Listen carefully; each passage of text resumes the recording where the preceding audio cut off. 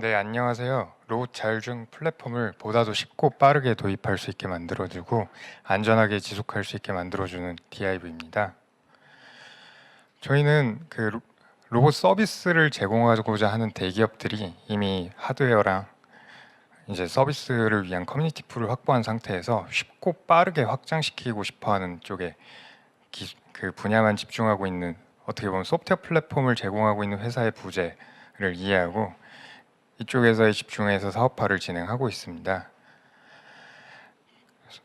실외 구간에서 로봇 서비스를 도입하려는 과정에서 가장 큰 진입 장벽은 계속해서 변화하는 환경에서 로봇이 위치와 공간 정보를 제대로 이해하고 주어진 미션대로 수행할 수 있냐가 가장 문제가 됩니다. 그래서 기존에 이제 시장이 발전하는 과정에서 실내 같은 경우에는 비교적 변화가 덜하기 때문에 소프트웨어 쪽보다는 이제 유통에 좀 더 중심적으로 접근을 하고 있지만, 실외 구간에서는 당장에 이동이 안 된다라는 이슈가 있는데요. 저희는 여기에 이제 비용 구조를 좀 해결할 수 있도록 벡터 기반의 정보를 활용해서 접근을 하고 있습니다. 기존에 이제 대부분의 선두그룹 스타트업들을 보면은 비주얼 슬램이라고 부르는, 이제 어떻게 보면 이미지 픽셀 정보를 기반으로 한 자율주행, 그러니까 로봇이 위치랑 공간 정보를 이해를 하고 있는데요. 저희는 그 변화에 비교적 강한 정보를 선택해서 저희가 이제 기반 기술을 만들게 되었습니다. 조금 더 잠시만요. 예. 그러니까 실외 구간에서 이제 실외 구간이 포함된 곳에서 로봇으로 서비스를 운영하기 위해서는 서비스 개발, 사전 실사, 인프라 구축, 그리고 시범 운영 단계를 거쳐 정식 운영으로 접근을 해야 되는데, 아무래도 그 픽셀 정보를 기반으로 한 이제 로봇의 위치랑 공간을 인식하는 방식에서는 유동 인구가 바뀐다든지 아니면 날씨 변화, 계절 변화, 그리고 밤낮의 변화에 따른 그 모든 데이터를 갖고 인지 판단을 할 수가 있어야 됩니다. 그러다 보니까 사계절 내내 데이터를 지속해서 수집하고 기반으로 이제 시범 운영에서 안정성 평가 이후 정식 사업화를 시도하지만 실질적으로는 이제 넘어가지를 못하고 있는데요. 저희는 이에 반면에 이제 변화에 강한 벡터 정보를 활용하여 기존 업체 대비 이제 1년 이상의 사이클이 걸리는 거를 6주 3일로 단축시켜서 10배 이상 빠르게 도입이 가능하고요.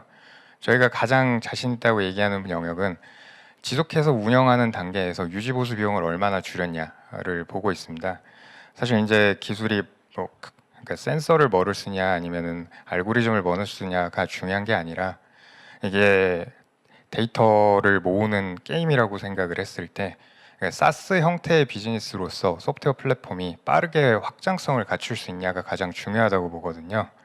그 과정에서 이제 자율주행 차량 업계를 보면은 저희가 이제 벡터 정보를 된 것도 여기서 시작이 된 건데, 테슬라가 외부 공간 정보에 대해서 벡터 방식으로 이해를 하고 본인들이 주장하는 이제 벡터 스페이스 안에서 차량이, 즉 로봇이 이제 인지 판단을 하면서 주행을 하고 있습니다. 저희도 이제 되는 기술 정보를 기반으로 시작을 하게 되었고, 자율주행을 하는 단계에서 보면은 이제 단계별로 데이터 수집을 해야 되는데, 주행 데이터 수집에 대해서 이제 기존 차량 업계는 특히 전기차를 파는 경우 차량을 고객에게 돈을 받고 팔면서 데이터를 고객이 직접 모아줬습니다. 근데 로봇은 안타깝게도 안에 운전자가 없기 때문에 데이터 수집 비용을 어떻게 하면은 극한으로 줄일 수 있을까? 이게 가장 중요한 챌린지였다고 보는데요. 저희는 이제 외부 환경 변화에도 강한 벡터 정보를 활용하면서도 이 벡터 정보가 굉장히 그 트래픽을 줄여줄 수 있는 구조이기 때문에 저희가 이제 단계별로 데이터 수집 비용을 매우 경량화를 시켰습니다. 그래서 이제 기존의 비주얼 슬램이라는 기술도 사실 고정 밀지도에서 10배 이상 개선이 된 기술 솔루션이긴 하지만, 년 단위로 이제 로봇에 거의 1,000만 원대의 비용을, 그러니까 데이터 누적 보관 비용에만 그렇게 소모를 하는데, 저희는 이를 커피 한 잔 수준으로 줄였고요. 보관하는 데이터의 크기도 굉장히 경량화 시켰습니다. 그래서 이제 저희가 주행이 가능하게 만든 뒤로부터는 운영하는 단계에서도 유지 보수에 대한 비용을 최소화하기 위해서 외부에서 이제 의사결정을 보좌하는 형태로의 고도화를 이뤄서 지금 테슬라가 업계에서 주행 운영에 대한 데이터 비용을 낮추고 시뮬레이션을 할 수 있는 단계에 도달해서 초격차를 지속해서 유지하는 것처럼, 저희도 이제 실외 구간이 포함된 영역에서의 로봇의 자동화 과정에서 초격차를 유지하기 위해 이런 구조를 갖췄습니다. 그래서 이런 기술을 가지고 무슨 사업을 하려고 하냐? 저희는 이제 로봇파일럿이라는 어떻게 보면 로봇 대수에 비례한 인지 판단 솔루션을 제공을 하려고 하고 있습니다. 저희는 지금은 이렇게 간단하게 로봇에 부착하는 컨트롤러 형태로 구성이 되어 있고요. 컨트롤러에 붙어 있는 카메라 센서를 기반으로 이제 여러 센서가 주변 환경을 인지 판단해서 로봇을 조작 신호로 변환해서 그러니까 로봇을 조작합니다.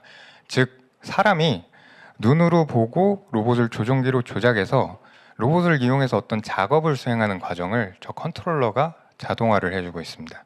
그래서 이제 기존의 조종사 한 명당 로봇 한 대를 운영하던 시스템에서 한 명의 관리자가 수백 대, 수천 대 로봇을 동시에 통제 가능한 형태로 확장성을 갖추고 있고요.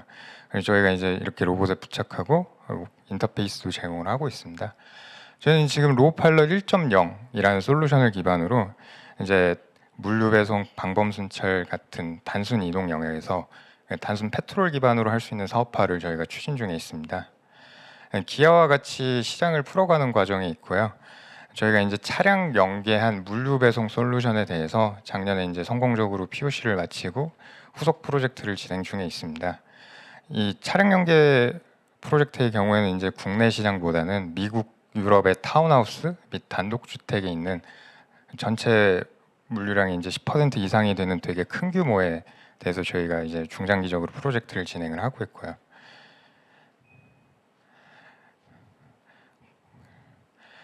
저희 같은 경우에는 이제 그러니까 로봇 서비스 로봇 마켓 시장을 좀 타겟으로 접근을 하고 있습니다. 여기서 이제 저희가 실질적으로 접근 가능한 영역은 로봇 부품 및 소프트웨어 영역과 그리고 이제 전문 서비스용 로봇을 유통하는 형태의 그러니까 소프트웨어 솔루션을 제공하고 로봇 유통 마진을 가져가는 형태의 시장으로 접근이 가능하고요.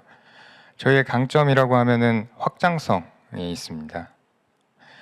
무엇보다 이제 그 비주얼 슬램을 기반으로 이제 아마존에서 스카우트 팀이 시도를 했던 그러니까 자율주행 로봇 솔루션으로도 이제 비용 구조를 해결하지 못한 것으로 저희는 추정을 하고 있고 이제 팀이 해체가 되면서 사업화를 정리를 했지만 저희는 그들이 풀지 못했던 비용 구조 문제를 해결해서 확장성을 좀 기아랑 그리고 이제 최근에는 LIG 넥스원 등에게 인정을 받아서 같이 사업화를 추진 중에 있습니다. 저희는 이제 카이스트 구성원으로 출발했던 팀이고요. 로봇 분야의 전문성을 갖추고 있습니다. 저희는 이제 초기에는 좀 항공과 인원이 많아서 드론에서 시작을 했는데 드론, 여러 종류의 로봇, 그리고 자체 플랫폼을 거쳐서 아까 보여드렸던 사족 보행까지 지상과 공중에 있는 되게 다양한 로봇 플랫폼에서 전 세계 어디서든 어떤 기종이든 7일 내에 자율주행을 가능하게 만들자라는 목표 하에 달려오고 있는 팀입니다. 저희가 궁극적으로 지향하는 바는 이제 대기업들이 로봇 서비스를 제공하는 단에서 소프트웨어 솔루션의 확장성과 유지 비용, 그러니까 유지 보수를 위한 비용 구조를 효율성을 저희가 제공을 하고 그 누구보다도 이제 쉽고 빠르게 도입시킬 수 있다는 강점을 이용해서 저희가 이제 초기 단계에서는 그 선점 효과를 가져갈 계획을 갖고 있습니다. 그리고 이제 이게 시장의 신뢰로 받아들여졌을 때 결국 그 수많은 로봇을 되게 다양한 환경에서 운용해 본 업체랑 사업화를 할 것이라고 기대를 하고 있고요. 저희는 거기서 이제 로봇의 단순 이동뿐만 아니라 로봇의 이동을 이용한 작업 지능의 자동화를 어떻게 보면 관리하는 컨트롤 타워로서의 역할을 기대를 하고 있습니다. 예, 이상입니다. 네, 김재영 대표님의 발표 잘 들어보았습니다. 이어서 전문위원 질의 및 피드백 시작하겠습니다. 김신금 부사장님부터 질문 부탁드립니다. 네, 대표님 설명 잘 들었고요. 현재 로봇 인더스트리에서 이제 하드웨어나 이런 부분들은 충분한데 말씀하신 것처럼 이제 현장에 적용을 위한 일단 학습과 데이터 구축하는 부분의 언맷 니즈를 이제 충족시키려는 부분은 되게 좋은 접근인 것 같아요. 근데 이 설명에서 조금 궁금했던 게 우리가 구체적으로 어떤 비즈니스 모델을 갖출 것인가. 아까 이제 대기업들하고 협업을 하시든지 아니면 로봇 서비스를 하는 그런 업체들한테 저희가 어떤 플랫폼으로서 이제 구조를 가지실 것 같은데 그러면 어느 정도의 프라이싱과 이것을 통해서 우리가 수익성을 가질 수 있을 것인지 그 BM에 대해서 좀 간단하게 설명 주시면 좋을 것 같습니다. 저희 같은 경우에는 그 지금 당장 협상하는 것들은 좀 NDA가 묶여 있어서 자세히는 말씀 못 드리지만 컨트롤러 한 대당 100만 원을 매년 남기자. 어떻게 보면 작업 지등을 구독하는 형태의 비즈니스를 하고 있다고 보시면 될 것 같아요. 그래서 저희가 가장 핵심적으로 하고 있는 활동은 솔루션을 설계하고 검증한다에 있습니다. 그래서 최근에 들어왔던 이제 NDA가 아예 없는 사례를 좀 말씀드리면은 이제 그 회사 이름은 좀 밝히기는 어렵겠지만 건설 현장에서의 이제 중대재해 관련 이슈로 안전 관리 감독이 굉장히 중요하다고 여기고 있거든요. 그래서 거기서도 이제 안전 관리자를 고용해서 쓰고 있지만 아무래도 이게 사람이 하다 보니까 곳곳을 훑거나 정확한 데이터를 기반으로 기록이 되지는 않고 있어요. 그래서 이제 뭐 단순하게 안전모를 제대로 쓰고 있다든지 아니면 야간 시간에 쓰러진 사람이 혹시 있거나 남아 있고 사람이 있으면 안 되는데 그 환경에 남아 있는지에 대해서 패트롤을 하면서 확인하는 수요가 좀 있습니다. 근데 이제 이게 인공지능이 먼저냐 뭐 자율주행이 먼저냐일 수는 있지만 일단 로봇이나 드론이 돌아다니면서 데이터를 수집할 수 있는 상태가 되는 게 굉장히 중요하기 때문에 그런 수요들이 저희 회사를 통해서 먼저 요청이 오고요. 그다음에 이제 저희는 거기에 이제 뭐 작업자의 안전모를 쓰고 있는지 감시하는 솔루션으로 컨트롤러가 3대 정도 들어갈 수 있고 그다음에 이제 야간에 뭐 경비하는 용도랑 그다음에 실내 곳곳을 돌아다니는 용도로 뭐 컨트롤러가 7대가 더 추가로 쓸 수 있다. 이렇게 해서 건설 현장당 뭐 10대가 들어가는 이런 솔루션을 설계하는 쪽의 주요 비즈니스를 하고 있습니다.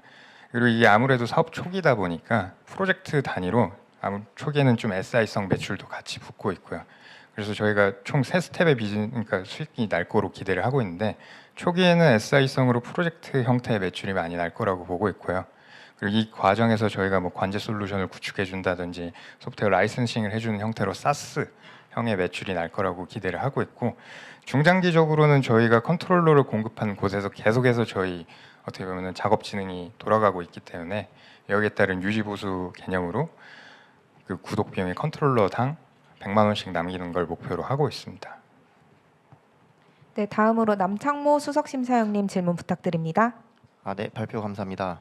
우선 오늘 뭐 시간이 부족해서 아마 사족 보행이나 이런 쪽 위주로 보여주신 것 같은데 지금 어쨌든 사족 보행이나 뭐 배송 로봇, 실내외 배송 로봇 이런 로봇들이 사실은 가격적인 이슈 때문에 하드웨어 자체의 가격적인 이슈 때문에 사업화가 좀 확대되지 못하고 있는 것 같은데 저희의 플랫폼이 결국 매출이 확대되기 위해서는 그 로봇 하드웨어 자체가 또 사업이 확대돼야 되는 이슈가 있는 것 같습니다.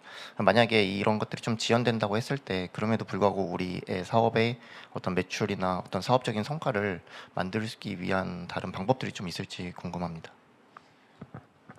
시장이 조금 양분화돼 있기도 하고 저희가 지금까지 만났던 대기업 사업부들을 보면은 하드웨어는 이미 두 종류로 나눠서 정해뒀더라고요. 저렴한 영역은 중국 기체 그리고 프리미엄 라인업에서는 미국 기체. 그래서 이제 그 뭐 대표적으로 사족 보행을 얘기를 하자면은 민간 시장에서 방범 순찰을 도입하고자 하는 회사들은 딱 정해져 있어요. 유니트리 로보틱스의 고투 모델을 호환시켜서 가져오세요. 그러면은 몇 대를 도입할 의사가 있습니다. 이게 딱 정해져 있긴 하거든요. 그리고 이제 프리미엄 시장에서 돌아가면은 그 사족 보행 로봇이 이제 굉장히 비싸다고 인식은 갖고 있지만 그마저도 실질적으로 매출이 발생하고 있거든요. 상장사인 클로봇의 사례를 보면은 그 단순 페트롤, 뭐 공장 그리고 뭐 제조 공정 시설들, 뭐 화학 플랜트 에너지 이런 시설, 뭐 변전소, 발전소 이런 데에서 그 메인테넌스 예산이 뭐 보통 한 2-30억씩 돼 있는데 거기에 이제 페트롤을 24시간 돌린다 하면은 인건비보다는 저렴하거든요. 그 영역에서의 사업화로 최근까지 해서 72억에서 85억 사이의 매출을 냈던 거로 상정 보고서를 저희가 확인했을 때 내용이 있었습니다.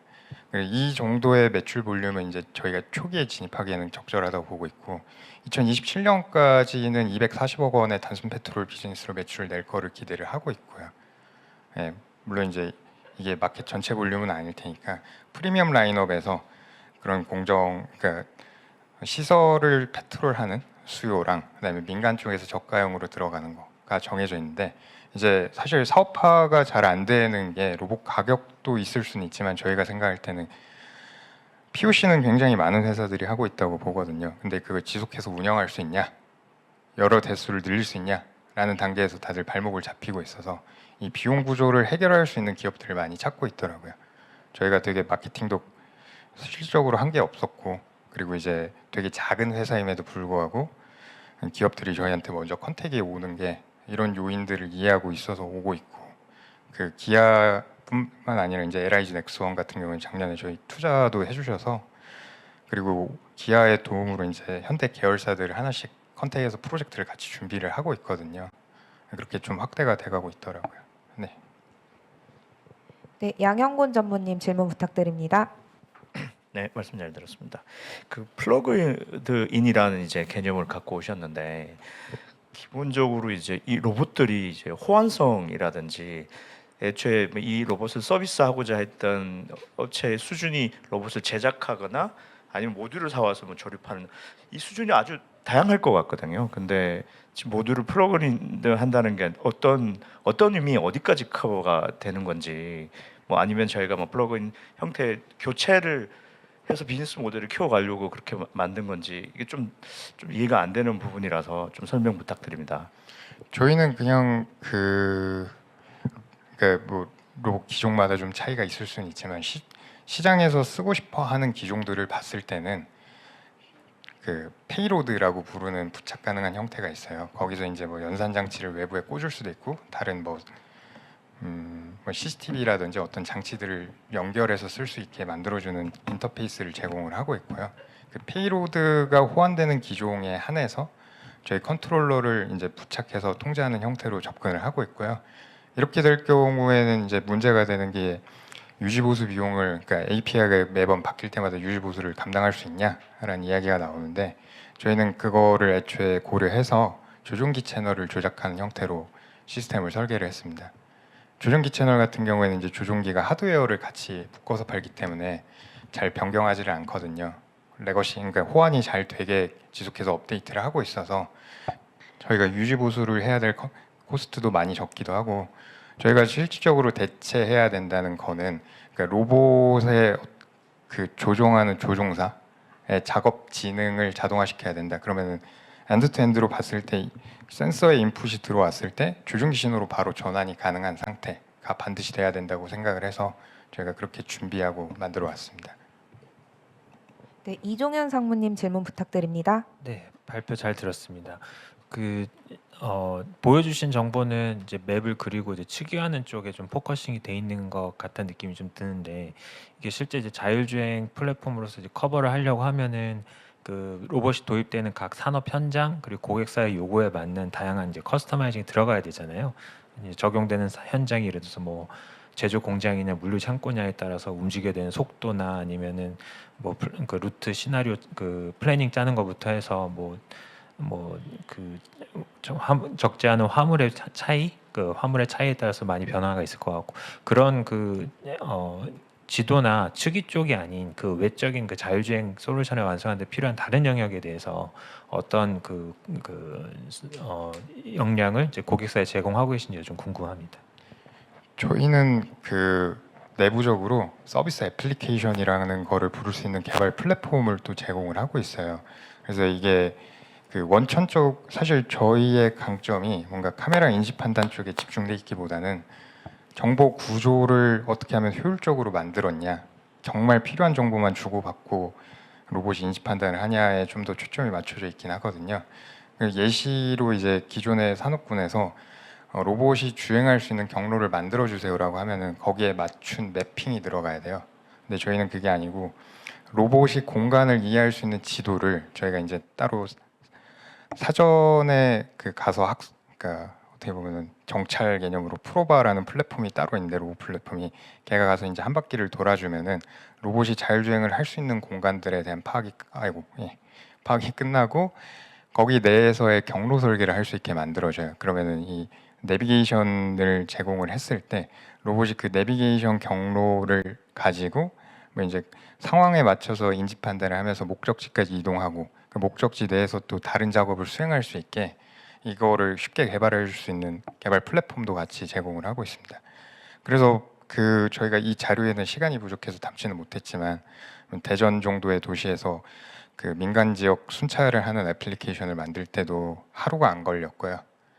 그리고 뭐 저희가 차량 연계 물류 배송을 하는 것도 그 애플리케이션 개발 튜닝 이런 과정에서는 그 거의 뭐 3주 정도. 그리고 만들어진 시스템이 현장에서 도입되는 거는 되게 짧게 가져갈 때는 하루에서 3일 정도 선으로 돌아갈 수는 있게 만드는데 이제 보수적으로는 한 6주 3일 정도를 지켜보게 만들고 있습니다. 네. 네, 전홍준 책임심사위원님 질문 부탁드립니다. 네, 대표님 발표 잘 들었습니다. 저희 혹시 발표 내용 중에서 기아나 LIG 넥스원 POC 아마 진행하시는 것 같은데 주요하게 이제 대기업 향으로 이제 POC를 주로 집중하고 계신 것 같더라고요. 그래서 혹시 뭐 기업 운영 전략 차원에서 좀 스타트업으로 빠르게 침투해서 캐시플로우 창출하시는 전략에 대해서는 혹시 어떻게 생각하시는지가 궁금하고 또 기업마다 이제 그 또 사용처마다 우리 이제 제품을 좀 커스터마이징하는 작업이 어느 정도 인력이 좀 필요한 건지가 좀 궁금합니다. 후자가 더 간단해서 그 인턴 수준이 붙어가지고 애플리케이션 개발에 그러니까 교육을 한 번도 안 받은 경우에는 한 달 정도고 좀 몇 번 두세 번 정도 해본 경우에 일주일이면 애플리케이션 개발이 가능하고요. 실적으로 기체를 최초에 가져오는 경우에는 이제 저희 그러니까 번역기라고 부르는 게 있는데 컨트롤러가 이제 로봇마다 번역을 좀 해주는 과정인데 그걸 튜닝하는 과정이 한 2, 3주 정도가 걸립니다. 그래서 그 뒤로는 뭐 애플리케이션을 그냥 인턴 수준에서 일주일 단위로 찍어낼 수가 있고요. 그리고 뭐 인터페이스만 좀 붙여주면 이제 일반인이 할 수 있는 상태가 될 거라고 기대는 하고 있고요. 그다음에 이제 그 전략 같은 경우에는 대기업과 하는 경우는 저희는 현실적으로 이제 두 가지를 바라고 하고 있는데 하나는 그러니까 브랜딩 관점 그리고 다른 하나는 중장기로서 저희 안정적인 매출을 제공 가능하냐 이게 그 단순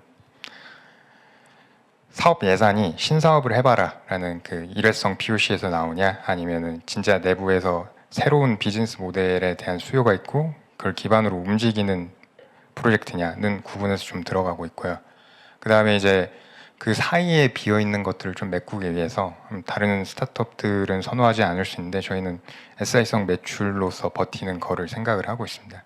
그래서 이를 이용하기 위해서 이제 뭐 좀 규모가 작더라도 중견이나 중소 사이에 있는 뭐 건설 현장 같은 경우에는 이제 뭐 지금 저희가 컨택하고 있는 대기업 규모의 건설사 2개 외에도 그 뭐 종합 건설 형태로 다른 좀 더 그 규모가 작은 데들이랑 프로젝트를 같이 꾸리고 있고요.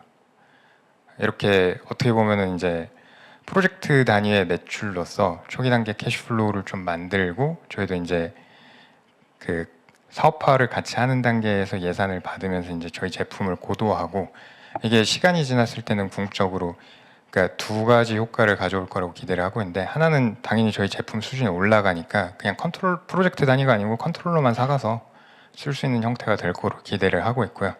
다른 하나는 이제 판매 대수의 볼륨을 보장하는 파이프라인을 뚫는다라고 생각을 하고 있습니다. 저희 이거는 구체적인 수치를 여기서 말씀드리면 좀 제한이 되는데 단위가 이제 뭐 1,200대, 1,2,000대 단위가 아닌 거를 기대를 하고 들어가고 있고요. 예, 이상입니다. 네, 질문 주신 전문위원분들께 감사 말씀 전합니다.